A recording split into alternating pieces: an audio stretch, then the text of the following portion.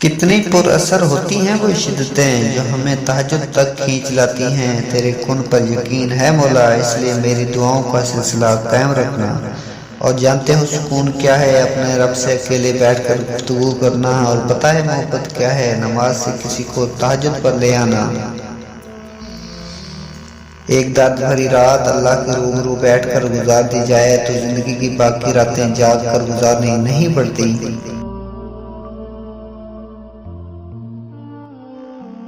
جب تمہیں کوئی امید نظر نہیں آتی تو وہ تمہیں تہجد کی لگن لگا دیتا ہے اور ایک نئی امید جگا دیتا ہے۔ تمہیں کیا لگتا ہے جب رات سونے کے لیے بنائی گئی ہے اور ہر شخص سکون کی نیند سو رہا ہوتا ہے تو وہ کیا تمہیں بلا وجہ جگائے ہوئے ہے؟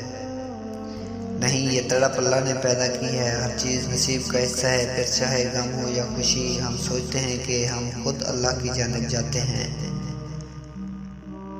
نہیں، حالانکہ ہمیں تو اس کی جانب بلایا جاتا ہے۔ تہجد سے تقدیر بدل جاتی ہے۔ تم راتوں کو اٹھ کر اللہ سے مانگو تو صحیح، جو کہانی تہجد تک پہنچائی جاتی ہے پھر وہ کبھی ادھوری نہیں رہتی۔ چاہت سے نصیب تک کا جو فاصلہ ہے وہ بس دعا کا ہے۔ جب تمہارے ذہن میں تہجد پڑھنے کا خیال بار بار آ رہا ہو تو سمجھ جاؤ کہ تمہاری دعاؤں کو قبولیت کا پروانہ مل چکا ہے۔ تمہاری دعائیں قبولیت کا درجہ پا چکی ہیں۔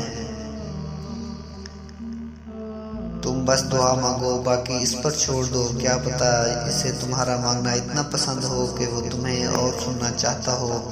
اللہ سے دعا ہے اس رمضان المبارک کے صدقے تمہاری ادھوری دعائیں قبول فرمائے اور کن کو فیکون میں بدل دے۔